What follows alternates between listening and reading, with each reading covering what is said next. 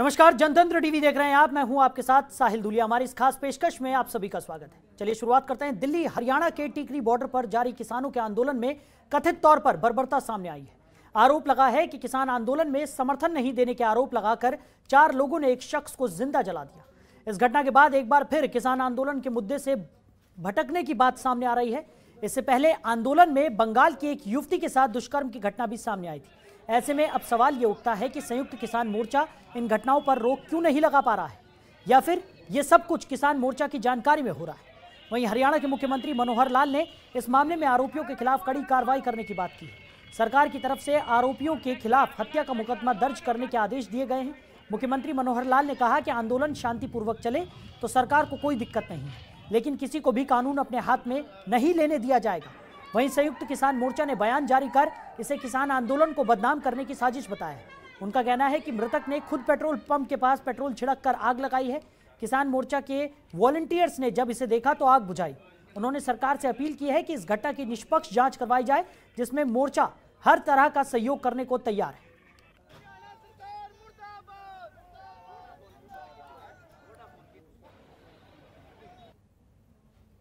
किसान आंदोलन है, ठीक है। अगर शांतिप्रिय किसान आंदोलन चलता रहे तो हमें भी उसमें कोई आपत्ति नहीं, लेकिन जो इनकी हिंसात्मक गतिविधियां न केवल अहिंसात्मक बल्कि अनैतिक गतिविधियां भी जो इनकी होने लग गई हैं, ये बहुत एक चिंता का विषय है। इससे सारा मैंने अवगत कराया उनको। टिकरी बॉर्डर हो, सिंधु बॉर्डर हो, जिस प्रकार स्थानीय लोगों का विरोध वो करते हैं और स्थानीय लोग भी उनका विरोध करने लगे, स्थानीय लोग भी। और अनैतिकता की तो सीमा हो गई है, कई घटनाएं उसमें आ गई हैं, आपको भी उसकी जानकारी है ही। चाहे वो बंगाल की युवती के साथ हुआ हो, चाहे एक विदेशी महिला के साथ छेड़खानी की बात आ रही है, और अभी तो हमको जानकारी मिली है कि वहाँ इस प्रकार के बहुत एक रूटीन का अड्डा भी बन गया है महिलाओं के साथ व्यभिचार का। तो इन सब चीज़ों को ध्यान में रखते हुए हम अपने प्रदेश के वातावरण को खराब नहीं होने देना चाहते। मैंने ये सारी बातों के सामने रखी हैं। उन्होंने आश्वासन दिलाया है कि जरूर इसके ऊपर विचार करके और आगे क्या कार्रवाई करनी है उसके बारे में बताया जाए। नाम बता रहा है, हर एक संदीप नाम बता रहा है, और दो और थे, उनका नाम नहीं बता पा रहा। ये हैं कौन, कहाँ के रहने वाले? किसान आंदोलन में बैठे हुए हैं। ये एचपी पेट्रोल पंप है कि उसके सामने कसार बाईपास है, उसके सामने जो वे हैं उस पे बैठे थे।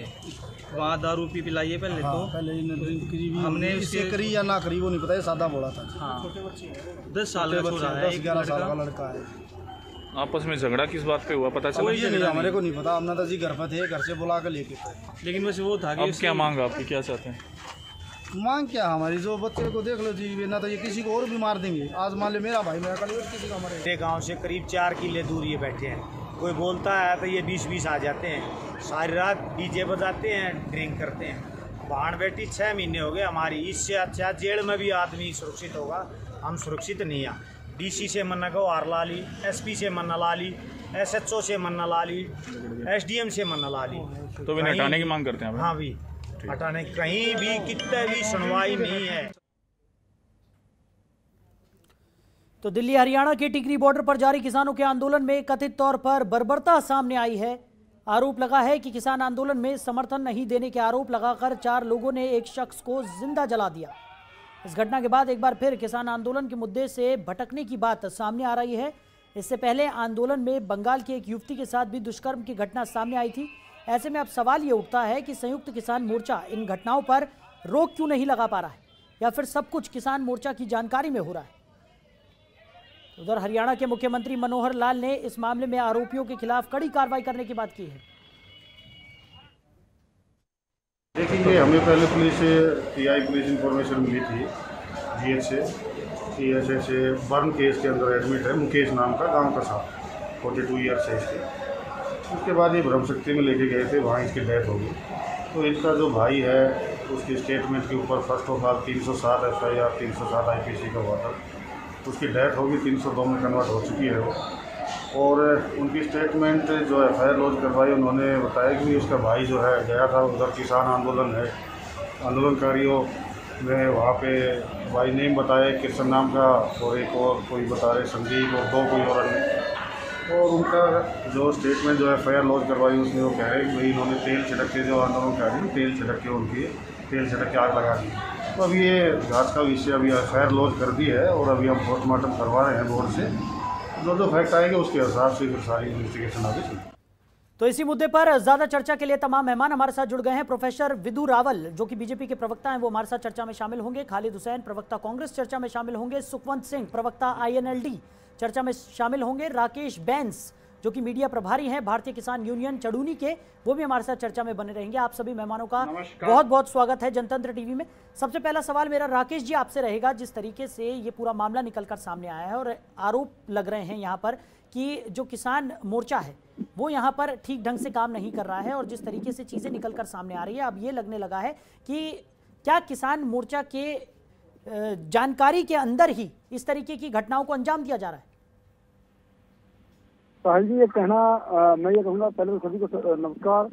साहिल जी, मैं ये कहना चाहूँगा कि हम पिछले 7 महीने से ज्यादा समय हो गया हम शांति से बैठे हैं वहाँ पे और हम जो है प्रदर्शन जो आंदोलन है पूरी शांति क्रिया कर रहे हैं।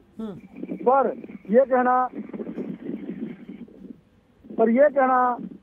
कि संयुक्त किसान मोर्चा के उसमें हो रहा है, क्या हरियाणा प्रदेश में, इतना बड़ा हरियाणा प्रदेश है, क्या हरियाणा में अपराध खत्म हो गए? क्या हरियाणा में बलात्कार खत्म हो गए? हम ये कहें कि मुख्यमंत्री की जांच में हो रहा है सारा कुछ। ये कहना बिल्कुल गलत होगा। देखिए, यदि कहीं गलत हुआ तो उसके लिए हम ये कहेंगे कि सजा मिलनी चाहिए। पर मुकेश के 2 वीडियो सामने आए हैं। एक वीडियो जो हॉस्पिटल में है, एक वीडियो जिस टाइम वो वहां से चला। उसने कहा कि मैं पारिवारिक दिक्कतों के कारण आत्महत्या कर रहा हूँ। तो कोई आदमी आके मोर्चे में आके आत्महत्या कर ले, तो उसमें किसान मोर्चे का कहाँ दोषी हुआ? जी राकेश जी, लेकिन वही अगर बात की जाए तो और भी लोगों ने यहाँ पर बयान दिया है। जिस तरीके से हम सुन रहे थे अभी, कई लोगों का बयान यहाँ पर सामने आया जिनका कहना है कि वो लोग वहाँ पर सुरक्षित नहीं है। जिस तरीके से अब आंदोलन ने एक रुख अख्तियार कर लिया है, उससे साफ तौर पर यह कहा जा रहा है कि अब वहाँ पर कई अलग अलग तरीके की घटनाएं होती है। रात भर डीजे बजाया जाता है, नशाखोरी भी वहाँ पर हो रही है। उस पर आप क्या कहेंगे? देखिए, जहाँ भी कोई मामला संयुक्त किसान मोर्चा के सामने आता है, संयुक्त किसान मोर्चा ठोस उसके ऊपर कार्रवाई करता है। तो जब भी ऐसे मामले आए हैं तो उन पर ठोस कार्रवाई की गई है। पर उसके साथ साथ हमने कई जो गलत तरीके से जो है आंदोलन को बदनाम करने की साजिश करते हैं, उनको हमने पुलिस के हवाले भी किया है। ऐसा नहीं है, हम शांति से अपनी बात को सरकार के आगे रखना चाहते हैं, देश के आगे। हम किसी के आपराधिक काम करने नहीं यहाँ पे आए हैं। हम शांति से 3 वाला कानून वापस करवाने के लिए अपना आंदोलन कर रहे हैं। चलिए, प्रोफेसर विदु रावल जी भी हमारे साथ जुड़े हुए हैं, बीजेपी के प्रवक्ता हैं। प्रोफेसर साहब, आप क्या कहेंगे, इस पूरे मसले को कैसे देखते हैं? देखिए, इस मसले को आइसोलेशन में देखना बिल्कुल गलत है।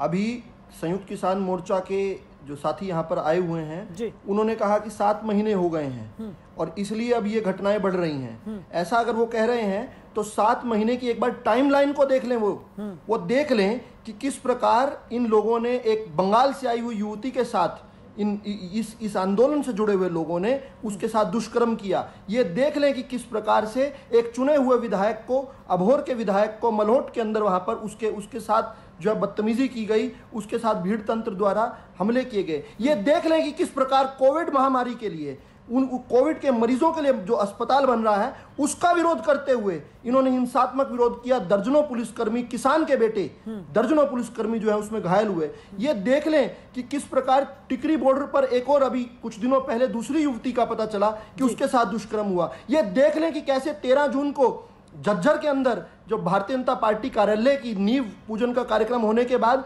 वहां पर नींव उखाड़कर ये इनमें से कुछ लोग जो खुद को किसान आंदोलन का समर्थक कहते थे और बाद में किसान आंदोलन के नेता चढ़ूनी ने उनका समर्थन भी किया, किस प्रकार से उन लोगों ने वहां पर कब्जा करने की बात कही। ये देख लें कैसे चुने हुए विधायक देवेंद्र बबली के ऊपर हमला किया और उसके सहायक का हाथ काटा। एक बात मैं आपसे जानना चाहता हूं, एक बच्चा, एक छोटे से मासूम बच्चे को लेकर जा रही है एक मां के ऊपर हमला, बबीता फोगाट वाले प्रकरण की बात कर रहा हूं। क्या ये इन लोगों को शर्मिंदा नहीं करता?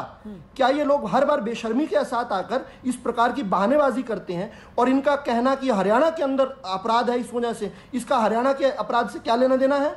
क्या इसका संदर्भ हम भूल जाएं? ये किस प्रकार से एक बात कह रहे हैं कि वो मुकेश जो है वो पारिवारिक कारणों से उसने आत्महत्या की। पुलिस ने आरोपियों को पकड़ लिया है, कानून अपना काम कर रहा है, लेकिन मुकेश की जो अंतिम वीडियो हमने सबने देखी है, उसमें वो क्लियरली कह रहा है कि उसको आंदोलन में एक साजिशन उसको दिखाना, बलिदान उसका दिखाना चाहते थे। अरे बलिदान देना है, बलिदान क्या इस प्रकार से दिया जाएगा क्या? बलिदान क्या भगत सिंह ने, सुखदेव ने, राजगुरु ने इस प्रकार के, चंद्रशेखर आजाद ने इस प्रकार के बलिदान दिए थे क्या? किसी और के ऊपर तेल छिड़क कर धोखे से उसको मार देना और उसके बाद उसका, और ये तो उसकी वीडियो सामने आ गई। नहीं तो ये लोग तो बेशर्मी से कहते कि हमारा वो व्यक्ति शहीद हो गया। देखिए, एक बार, दो बार, तीन बार आपको बेनिफिट ऑफ डाउट दिया जा सकता है, लेकिन बार बार ये घटनाएं इनको शर्मिंदा क्यों नहीं करती? शर्म इन्हें क्यों नहीं आती? हम सब किसान हैं, मैं किसान परंपराओं में पला बड़ा हूं, मेरे पास किसान संस्कार है, मैं किसान हूं। ये किस प्रकार के किसान हो सकते हैं जो कि अब जातिवादी रुख देना चाहते हैं, भाईचारे को समाप्त करना चाहते हैं, हरियाणा के सामाजिक ताने बुने पर हमला कर रहे हैं? किस प्रकार के घृणित कार्य कर रहे हैं लोग? इन लोगों को आज बिना किसी कंडीशन के अनकंडीशनल अपोलॉजी देनी चाहिए, बिना कुछ और एक भी शब्द कहे। इन्हें शर्म महसूस करनी चाहिए अपने घटिया कर्मों के लिए। एक के बाद एक दुष्कर्म आज हरियाणा की जनता को आक्रोशित कर रहा है। हरियाणा की जनता, हरियाणा की सरकार बड़े सब्र के साथ, बड़ी संवेदना के साथ, बड़ी संवेदनशीलता के साथ, इन लोगों के साथ बड़े धैर्य से इनको देख रही है कि ये अपना ये नंग नाच खत्म करें। ये किसान को बदनाम करने का काम कर रहे हैं। किसान जैसे पूजनीय, एक किसान का एक पूजनीय स्थान रहा है समाज के अंदर, अन्नदाता उसको कहते हैं, ये लोग उसको बदनाम करने का काम कर रहे हैं। किस प्रकार से इसको बर्दाश्त किया जा सकता है? मेरा इनसे सीधा ऐसा मेरा इनसे प्रस्ताव है, इनसे मेरा निवेदन भी है कि आज बिना एक शब्द कहे ये आज इस घटना के लिए माफी मांगे और अपनी ये देखिए, इसका किसान की किसी मांग से लेना देना नहीं है। ना झज्जर वाली जो घटना थी जिसमें इन्होंने कब्जा करने का काम किया, उसका किसान की किसी मांग से लेना देना है। इस प्रकार की घटिया हरकतों को अगर ये यहाँ पर डिफेंड करेंगे बेशर्मी से, तो मुझे लगता है कि देश भी देख रहा है, जनता देख रही है, प्रदेश देख रहा है, और ये उद्वेलित होगा ही होगा। खालिद जी, आप क्या कहेंगे इस पूरे प्रकरण पर? जिस तरीके से आपने बीजेपी की राय भी जान ली और जिस तरीके से राकेश बैंस जी हमारे साथ जुड़े हुए थे, उनका जो कुछ कहना था वो भी आपने सुन लिया। साहिल जी, अभी मैं रावल जी को, भाजपा के प्रवक्ता को सुन रहा था। हाँ। उन्होंने किसानों के लिए कम से कम 20 बार बेशर्म शब्द का इस्तेमाल किया। ये भाजपा की मानसिकता है। और उन्होंने बार बार कहा कि वो ये देख लें या वो देख लें, बहुत सारी चीजें उन्होंने देखने के लिए कहा। उन्होंने ये भी कहा कि ये बेशर्मी है, भाजपा की नींव, कार्यालय की नींव नहीं रखने देना, और ऐसे बहुत सारे उन्होंने बताया कि धार्मिक कार्य है और नंगा नाच ही हो रहा है। तो मैं कहना चाहता हूँ भाजपा को कि जो पिछले 7-8 महीने से आंदोलन चल रहा है, प्रोफेसर साहब पहले उनको बात पूरी कर लेनी दीजिए, उसके बाद आप बोलिएगा जी।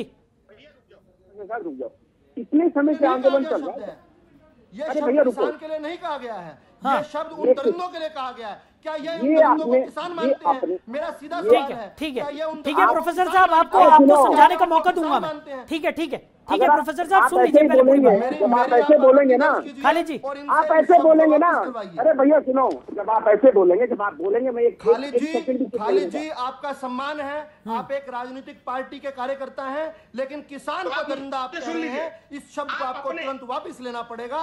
इस प्रकार के आपके षड्यंत्रों से कांग्रेस अगले 500 साल तक सत्ता में नहीं आ सकती। इस प्रकार के घटिया बात करके किसान को दरिंदा आप कह रहे हैं। वो लोग किसान थे जो दरिंदा कर रहे हैं। और सुनो मेरी बात, सुनो, एक गाना सुना था, किसान थे जो गाना सुना था तुमने। आप क्या कहना चाह रहे हैं? चलिए ठीक है प्रोफेसर साहब, खालिद साहब शांत हो जाइए। यहाँ चर्चा करने के लिए बैठे, हम लड़ाई झगड़े के लिए नहीं। सुनिए खालिद जी, खालिद जी शांत हो जाइए। प्रोफेसर साहब आप भी शांत हो जाइए। ठीक है। यहाँ एक छोटे से ब्रेक के लिए हम रुकेंगे और ब्रेक के बाद इस चर्चा को हम आगे बढ़ाएंगे। फिलहाल यहाँ वक्त हो चला एक छोटे से ब्रेक का, जल्द लौटेंगे। ब्रेक के बाद एक बार फिर से आप सभी का स्वागत है। लगातार हम चर्चा कर रहे हैं किसानों के आंदोलन के बीच कथित तौर पर बर्बरता एक बार फिर सामने आई है, उसी पर हम चर्चा कर रहे थे। तमाम मेहमान हमारे साथ जुड़े हुए हैं। ब्रेक से पहले जिस तरीके से हमने चर्चा की थी, तो चर्चा को आगे बढ़ाते हैं। चर्चा को आगे बढ़ाने से पहले मैं जितने भी हमारे मेहमान हमारे साथ जुड़े हुए हैं मैं उनसे गुजारिश करूंगा कि चर्चा को शांतिपूर्वक तरीके से आगे बढ़ाते हैं, क्योंकि इस तरीके से आप लोग चिल्लाएंगे तो चर्चा का कोई भी समाधान यहां पर निकलता हुआ नजर नहीं आएगा। खालिद जी, आप अपनी बात पूरी कर लीजिए जल्दी से। कह रहा था कि जो भाजपा के प्रवक्ता के शब्द है उल्टा तोड़ कोतवाल को डांटे उन्होंने अभी कहा कि आप ये कह रहे हैं। मैंने उनको कहा कि वो क्या क्या किसानों के लिए सब यूज कर रहे थे। हरियाणा में जो अपराध का रिकॉर्ड है उसका भी वो उसकी भी वो गारंटी दे रहे थे। हरियाणा अपराध में 1 नंबर हो गया। देखिए मुझे फिर से इंटरवीन करना पड़ेगा। मैं इस पर आपत्ति दर्ज करवाता हूँ। ये फिर बार बार किसानों को क्यों कह रहे हैं? ये इस प्रकार की सुनिए खालिद जी सुनिए मेरी बात, सुनिए खालिद जी। प्रोफेसर आपत्ति दर्ज करूंगा मैं ये मानने से। ठीक है प्रोफेसर विदु सुनिए खालिद जी कीजिए ये किस प्रकार से। ठीक है खालिद जी, जब वो कह रहे हैं कि उन्होंने ये शब्द इस्तेमाल नहीं किया, ठीक है, किसान को दरिंदा कह रहे हैं। ठीक है प्रोफेसर साहब, हम समझ गए। ये कैसे बातें बनाकर गलत इस प्रकार खालिद जी आप अपनी बात रखिए इस पूरे प्रकरण पर। ये कांग्रेस इस प्रकार के घटिया बात करके अगले 500 वर्षों तक सत्ता में नहीं आ सकती। मैं ये यहाँ पर रजिस्टर करना चाहता हूँ। ठीक है, यहाँ पर कांग्रेस बीजेपी की बात नहीं हो रही। ठीक है आपको आज भी चलिए ठीक है। जब एक परिवार ने सुखवंत जी जवान युवक को खो दिया है, आज भी ये चलाकियां कर रहे हैं।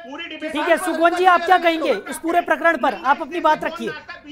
आपसे मेरा इतना कहना है जी सुखवंत जी, आप अपनी बात रखिए जल्दी। साहिल भाई नमस्कार, सब साथियों को नमस्कार। एक बार इनको रोकेंगे तो ही तो बात रख पाऊंगा ना। आप बोलिए सुखवंत जी, आप बोलिए एक बार। साहिल भाई, इन दोनों, मैं खालिद भाई और प्रोफेसर साहब दोनों से मेरी आपसे गुजारिश है कि हम यहाँ पे कुछ सार्थक बहस करें तो की बात। साहिल भाई धन्यवाद, आपने बात रखने का मौका दिया। और सब हाँ, प्रोफेसर साहब से मेरी ज्यादा वो है क्योंकि वो ज्यादा उनकी तरफ से समस्या है। अब साहिल भाई ये बात है, देखो एक अभी जो ये मामला आया है सामने जिसके बारे में ये कहा जा रहा है कि ये ऐसे बलिदान की बात थी। अब इसमें क्या जांच पूरी हो चुकी क्या? मेरा सवाल ये है कि क्या जांच पूरी हो चुकी क्या, या सिर्फ एक वीडियो के माध्यम से जिसमें 2 वीडियो आए हुए हैं। ये प्रोफेसर साहब पढ़े लिखे आदमी हैं, ये कैसे सेट करेंगे कि ये चीज ऐसे हुई है? अभी आप पुलिस को जांच करने तो दो, जांच के फैक्ट आने तो दो, उसके बाद ही तो आप कहोगे ना ये चीज है। अब देखो साफ है, हरियाणा प्रदेश और बीजेपी और संघ की जो कार्यशैली है उसके अनुसार किसानों को बदनाम करने की इनकी योजना बहुत शुरू से है। हम इस बात को ये क्यों ना माने कि बिना जांच के, जो अभी जांच आगे बढ़ी नहीं है उसके बिना ये कहना कि ये किसानों ने करवाया है कहां तक उचित है? और मीडिया के माध्यम से या इनकी स्टेटमेंट कितनी गैर जिम्मेदाराना है? अरे क्या ये किसानों को बदनाम करने की कोशिश नहीं है? अब इस बात की देखो 2 वीडियो है। प्रोफेसर साहब सुनिए मेरी बात। प्रोफेसर साहब बात पूरी कर लेने दीजिए, मैं आप ही के पास आ रहा हूँ उसके बाद। ठीक है प्रोफेसर साहब, मैं आप ही के पास आ रहा हूँ उसके बाद, उनको बात तो पूरी कर लेने दीजिए। किसान को क्यों बदनाम कर रहे हैं जी? ठीक है आप अपना पक्ष रखिएगा ना, आप अपना पक्ष रखिएगा, मैं आपको समय दूंगा। लेकिन आप इस तरीके से बीच में चिल्लाएंगे तो फिर किसी की भी बात यहाँ पर नहीं सुनाई देगी। आप लोग बदनाम मेरा इनसे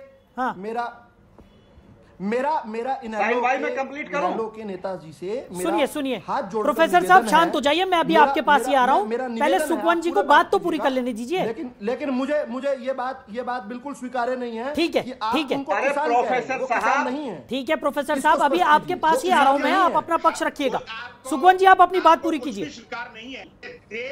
ये देश को हाँ साहिल भाई मैं ये कह रहा हूँ, देखो प्रोफेसर खालिद भाई जल्दी समय कम है। सुखवंत जी आप अपनी बात रखिए। भाई आप रुके प्लीज। मैं साहिल भाई मैं जल्दी से कंप्लीट करता हूँ। मैं प्रोफेसर साहब है ना बार उछल पड़ते हैं, इनको पेशेंस की आवश्यकता है। मैं ये कह रहा हूँ कि बिना जांच के आप ये कैसे कह रहे हो कि किसान आंदोलन या किसानों ने करवाया है? जो कोई भी आरोपी है जिसने भी अपराध किया है, ठीक है, वो क्रिमिनल जूरिस्प्रूडेंस में तो यानी आपका कहना है कि पहले जांच पूरी हो जाने दीजिए और उसके बाद आरोप लगाइए। तो जांच में आ जाएगी, ठीक है, लेकिन जांच आने के बाद ना। हाँ ठीक है राकेश जी कैसे कह सकते हैं कि किसानों ने करवाया है? राकेश जी आप क्या कहेंगे? जिस तरीके से आपने बीजेपी का पक्ष भी यहां पर सुन लिया और उनका साफ तौर पर यह कहना है कि अगर शांतिपूर्ण तरीके से प्रदर्शन होता है तो उसमें किसी तरह की कोई दिक्कत नहीं है, लेकिन जो हाल फिलहाल की घटनाएं हैं जिस तरीके से सामने आई हैं उसको लेकर यह लगने लगा है कि अब सिर्फ और सिर्फ कुछ राजनीतिक हित के लिए या फिर अपने फायदे के लिए कुछ जो मोर्चा के लोग हैं वो इस किसान आंदोलन को आगे बढ़ा रहे हैं। क्या कहेंगे? देखिए मैं बड़ी सहजता से ये बात कहना चाहूंगा कि बीजेपी से बेशर्म पार्टी मैंने कोई नहीं देखी क्योंकि इन लोगों को ये कोविड में 3 कानून जबरदस्ती थोपने की क्या जरूरत थी? आंदोलन तो वहीं से चला ना जी। इन्होंने मौका दिया ना जनता को, किसान को आंदोलन करने का। क्यों दिया? क्यों किसान को यहाँ बैठाया? तो पिछले 7 महीने से किसान शांति से बैठे हैं। क्यों बैठा के रखे हैं किसान? चलिए बात मान लीजिए ना किसान की। ठीक है, जवाब ले लेते हैं। प्रोफेसर साहब जल्दी से अपनी बात रखिए, समय कम है, फिर खालिद जी से भी जानेंगे, जल्दी। जी मेरा पॉइंट वाइज बिंदुवार मेरी बात है। हाँ। नंबर 1 कि ये जो घटना है, ये जो दुर्घटना है, ये जो गलत घटना है, इसमें किसान का हाथ है। ये लोग तीनों कहना बंद करें। यहाँ 3 on 1 हो रहा है। तीनों लोग जो है यहाँ पर गलत बात कह रहे हैं, चलाकी भरी बात कह रहे हैं और बेशर्मी भरी बात कह रहे हैं। इसको तुरंत ये तो बीजेपी कह रही है, आप लोग कह रहे हो प्रोफेसर साहब के प्रति, जिसने जो संसार में नहीं है। मेरा दूसरा बिंदु है, मुझे कंप्लीट करने दिया जाए। मुझे कहा गया है प्रोफेसर साहब जल्दी बोलिए, प्रोफेसर साहब समय कम है हमारे पास। हाँ, करने को मुझे कंप्लीट करने दिया जाए।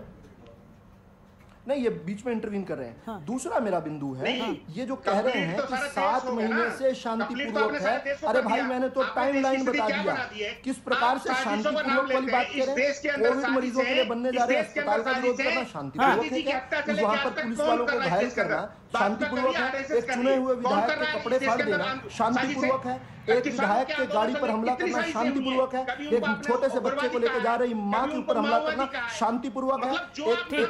ठीक है, चलिए खालिद जी, प्रोफेसर साहब, इस तरीके से तो ये चर्चा आगे नहीं बढ़ पाएगी और समय की भी कमी हमारे पास है, तो इस चर्चा को हमें यही विराम देना होगा। तमाम मेहमान हमारे साथ जुड़े हुए थे, आप सभी मेहमानों का हमारे साथ जुड़ने के लिए बहुत शुक्रिया। तो इस चर्चा का तो कोई निष्कर्ष निकलता हुआ यहाँ पर नजर नहीं आया, लेकिन एक बार फिर से जो किसान आंदोलन है वो सवालों के घेरों में है, क्योंकि हाल फिलहाल की जो घटनाएं घटित हुई हैं उसको लेकर सरकार का साफ तौर पर यह कहना है कि अगर किसान आंदोलन जारी रखा जाता है तो शांतिपूर्वक तरीके से यह आंदोलन जारी रखा जाए। इस तरीके की जो अप्रिय घटनाएं निकलकर सामने आ रही हैं, अगर वो घटनाएं होती हैं तो जो भी दोषी होगा उसके खिलाफ कड़ी कार्रवाई यहां पर की जाएगी और सरकार कार्रवाई करने में पीछे नहीं हटेगी। तो फिलहाल इस चर्चा में इतना ही, आप बने रहिए। नमस्कार। खबरों के निष्पक्ष विश्लेषण के लिए सब्सक्राइब करें Jantantra TV and press the bell icon. Never miss any update.